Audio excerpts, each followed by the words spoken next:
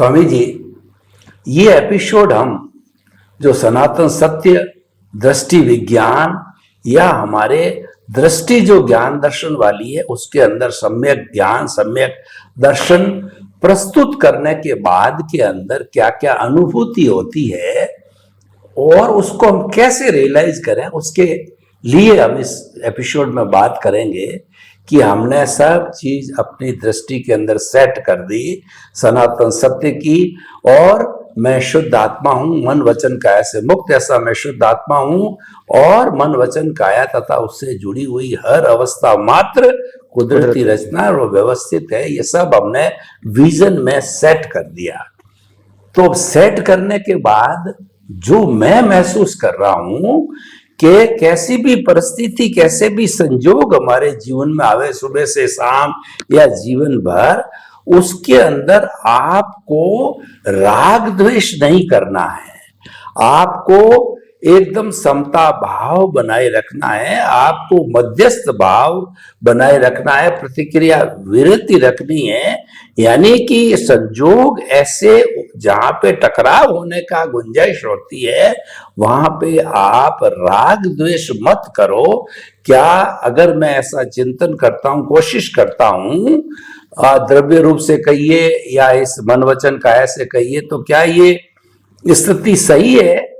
क्योंकि इसका टेस्ट तो हमें करना पड़ेगा ना, क्योंकि हम सामाजिक जीवन जी रहे हैं, तो जो कुछ चल रहा है कुदरत का वो उसका टेस्ट तो फिर जीवन में ही होगा ना। तो ऐसी परिस्थितियां संजोग खड़े हो, उस वक्त मध्यस्थ भाव रहे और उस वक्त राग द्वेष न आवे, संभाव रहे, तो क्या हम मान सकते हैं कि हमारी साधना अच्छी चल रही है, हमारा ज्ञान दर्शन डेवलप हो रहा है? इसके बारे में थोड़ा सा प्रायोगिक रूप से बताइए। जी जी,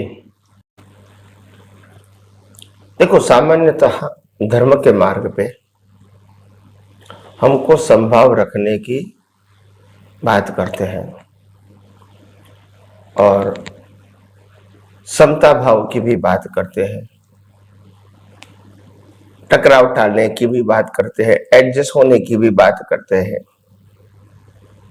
और कर्म को प्रवाह की तरह बहने की भी बात करते हैं। जो भी कुछ मन वचन काया से हो गया है उसको क्षमा मांगने की भी बात करते हैं धर्म के अंदर, और इसी सारी बातों को पुरुषार्थ मानते हैं और उसमें थोड़ा डेवलपमेंट संभाव, फाइलों का संभाव से निपटारा करना, यहां तक तो हम समझने के लिए आ गए हैं।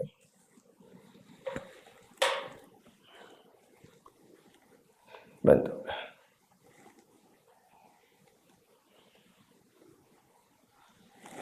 वो कि बाहर गए लागे, यहां नहीं है।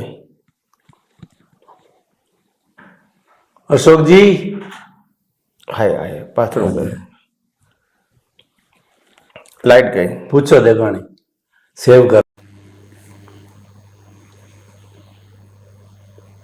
वैसे तो जीवन के अंदर बहुत सारी बातें ऐसी हैं जिसको पुरुषार्थ के फॉर्म में बताया गया है, अनुभव के फॉर्म में बताया गया है, उपयोग के फॉर्म में बताया गया है।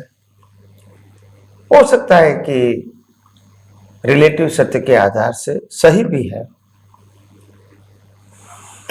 मगर ये दो बात हमको ये समझनी पड़ेगी कि एक आधार रिलेटिव सत्य और एक आधार सनातन सत्य, ये दोनों बात हमारे विजन में क्लियर होना चाहिए।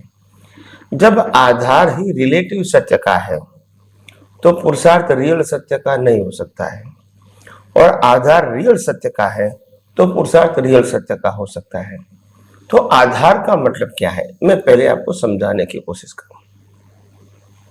जैसे हम कहेंगे कि हमको संभाव से निपटारा करना है, तो ये वाक्य अपने आप डूअरशिप में आ जाता है, तो रिलेटिव सत्य हो गया, हमको करना है। तो यहां कुदरती रचना देखोगे तो संभाव रहेगा, तो कुदरती रचना देखना वो संभाव है और कुदरती रचना न देखना वो भी संभाव है। यानी ज्ञान ही अनुभूति करवाती है। अगर हमने अवस्थाओं को कुदरती रचना देखा, उसका फल ही संभाव, हमको संभाव से निकाल करना नहीं है, तो क्योंकि वर्षिप आ गई। उसके अलावा जिस प्रकार से शुद्धात्मा के वही खाते में जमा करना जो सत्साधन है, तो ये क्रिया के फॉर्म में आ गया। तो यहां साधन रिलेटिव सत्य, तो अनुभूति भी रिलेटिव सत्य रहेगी। और सनातन सत्य का साधन है, वह दो ही बात है, शुद्धात्मा और कुदरती रचना, जो दोनों सनातन है। वही आधार है और वही पुरुषार्थ है, वही उपयोग है, और उसके आधार से जो फल मिलता है वो अनुभूति है।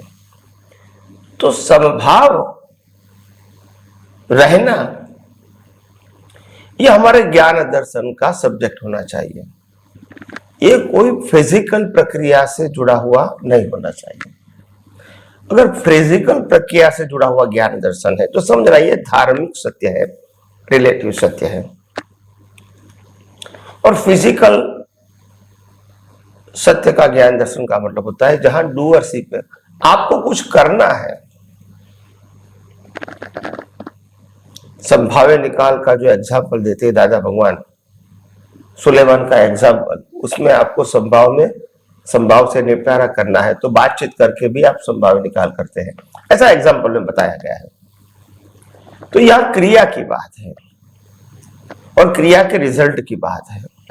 यह की क्रिया की बात नहीं है, हमारा ज्ञान दर्शन के उपयोग की बात है, और उपयोग का रिजल्ट है, यह क्रिया का रिजल्ट नहीं है विज्ञान में।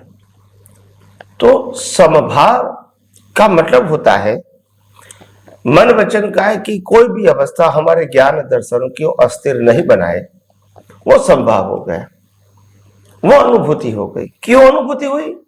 क्योंकि कर्म खत्म हुआ, नया कर्म नहीं बनाया, अज्ञान नाश किया और डेवलपमेंट किया। ये सब आपको मुक्ति के मार्ग में आगे ले जाएंगे। यहां कोई रिलेटिव पुरुषार्थ की बात नहीं है। तो इसीलिए हमने ये कहा कि संभाव, हालांकि कहीं वर्षों तक संभाव फाइलों का संभाव से निपटारा करना, ये उसको क्रिया के फॉर्म में ही लोगों ने बताया, आज भी बताते हैं, आज भी आज्ञा देते हैं तो यही समझाते हैं, वही एग्जाम्पल। खैर, लोगों को समझाना, समझना, उपयोग करके अनुभव करना, एक रिलेटिव सत्य का पैकेज है। सनातन सत्य के अंदर तो जो सम्यक ज्ञान और सम्यक दर्शन है, इसका दृष्टि से उपयोग करना, उपयोग ही संभाव है। अगर आपका उपयोग सही है तो उसका रिजल्ट ही संभाव है, आपको संभाव्य निकाल करना नहीं है।